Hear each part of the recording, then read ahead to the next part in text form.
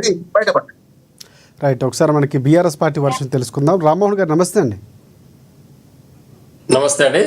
రామ్మోహన్ గారు, ప్రధానంగా చాలా కీలకమైనటువంటి అంశం బనకచర్ల అనేది తెలంగాణకు ఒక రకమైనటువంటి ఇబ్బందికర పరిస్థితులు తెచ్చే అంశం. సో దీన్ని ఎదుర్కోవడంలో నిన్న లేఖ రాయటం కానీ ఈరోజు ఆ అంశాల్లో ఏవైతే ఆ అజెండాలోనే వద్దు అని చెప్పేటటువంటి విషయాల్లో కానీ ఒక రకంగా రాష్ట్రం సక్సెస్ అయింది అన్నటువంటి వార్తలు వినిపిస్తున్నాయి. సో ఏమంటారు మీరు? ప్రధానంగా గతంలో కేసీఆర్ ఓకే చెప్పారు, రాయలసీమ రత్నాలసీమగా చేస్తారు, ఇన్ని వ్యాఖ్యలు చేసినా కూడా అందులో అజెండాలో ఉండకపోవడం అనేది కాంగ్రెస్ పార్టీ కృషిగానే చెప్తున్నారు కాంగ్రెస్ నేతలు. మీరేమంటారు? గతంలో కేసీఆర్ మన తెలంగాణ ముఖ్యంగా మనం గమనించాల్సింది ఏంటంటే కాంగ్రెస్ పార్టీ బట్టగాల్చి మీదేసే పని పనిచేయాలి. కేసీఆర్ గారు ఏమన్నారు, మా వాటా మాకు ఎక్కిన తర్వాత మీరు వాడుకోవడానికి చెప్పినారు, అంతేగాని మాకు తెలంగాణ నీళ్ళు ఇవ్వకుండా మీరు చూసుకోరని ఎట్టి పరిస్థితుల్లో కేసీఆర్ గారు చెప్పారు. ఎందుకంటే తెలంగాణ యొక్క అస్తిత్వమే నీళ్లు. కేవలం నీళ్ల కొరకే మనం పోరాటం చేసి ఆ రోజు ఫెయిల్ అయినాయి కాబట్టి తెలంగాణ ఉద్యమాన్ని తీసుకొని మన రాష్ట్రం మనకు వస్తే మన నీళ్లు మనకు వస్తాయనే ఉద్దేశంతోనే నీళ్ల వాటా కొరకు నిధుల వాటా కొరకు పోరాటం చేసి తెలంగాణ సాధించుకున్నాం. ఇంత పెద్ద సాధించిన తర్వాత చిన్న ఒక ముఖ్య మెయిన్ కాజ్ అదే. దానికన్నా కేసీఆర్ గారు ఆంధ్రకి ఎందుకు ఒత్తాస పలుకుతారండి? తప్పు. కాంగ్రెస్ పార్టీ చేసే ప్రచారం అంతా తప్పు ప్రచారం.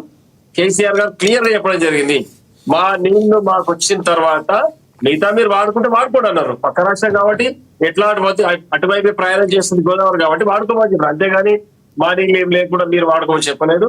ముఖ్యంగా ఈరోజు నేను చెప్పేది కూడా తెలంగాణ అందరి అస్తిత్వం ఇది నీళ్ళ పోరాటం కాబట్టి ఖచ్చితంగా రాష్ట్ర ప్రభుత్వ ఎజెండాలో ఈ అంశం పెట్టలేదు కాబట్టి నేను కూడా దానికి వాళ్ళకు శుభాకాంక్షలు వ్యక్తపరుస్తాను. తప్పకుండా ఈ యొక్క చర్చలో ఈ పాయింట్ అనేది ఉండరాదు. బనకచర్ల విషయం లేకుండా మిగతా అంశాలు చర్చిస్తే బాగుంటుంది. మరి ఇప్పుడు జరిగిన చర్చలో ఇరు రాష్ట్ర ముఖ్యమంత్రులు ఏం చర్చించారు అనేది రేపు మనకు మీడియా ఒకరికి తెలుస్తుంది కాబట్టి మరి వాళ్ళు పేపర్ ఒకటి చెప్పి లోపల ఇంకోటి చేసిరా అనేది చేయాల్సిన అవసరం ఉంది. ఎందుకంటే రేవంత్ రెడ్డి చిత్తశుద్ధి పైన ఒక అనుమానం ఉంది. కాబట్టి ఏం చేస్తుంది కాంగ్రెస్ పార్టీ? మీకున్నటువంటి ఏవైతే ప్రశ్నలు వినిపిస్తున్నాయో నిన్న లేఖ రాయటం అనేది కూడా నిలువరించే ప్రయత్నం తెలంగాణ అస్తిత్వం కోసం కాంగ్రెస్ పార్టీ ఒక స్టెప్ తీసుకుంది అనుకోవచ్చు కదా, కేవలం రాజకీయ ఖచ్చితంగా తెలంగాణకు మనకు అనాదిగా అన్యాయం జరిగింది. ఆ అన్యాయం కొరకే పోరాటం చేసి రాష్ట్రం సాధించుకున్నాం.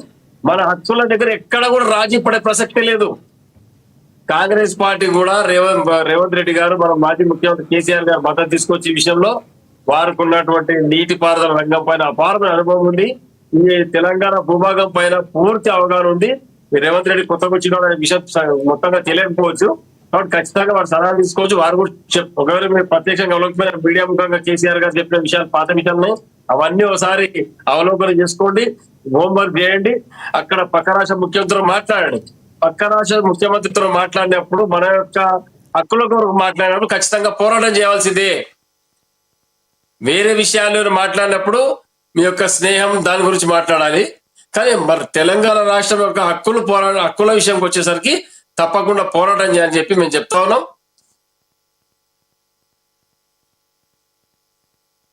వినిపిస్తున్నారు రాజశేఖర్ గారు? వినిపిస్తుంది. ఒకసారి రామ్మోహన్ రావు దగ్గరికి వెళ్దాం. ఎస్ రామ్మోహన్ రావు గారు, ఇంకొక అంశం ప్రధానంగా అంటే కాంగ్రెస్ పార్టీ చేసినటువంటి ప్రతిపాదనలు లేకపోతే ఇందాక మనం మాట్లాడుకున్నట్టు కాంట్రాక్టర్ల కోసమే ఈ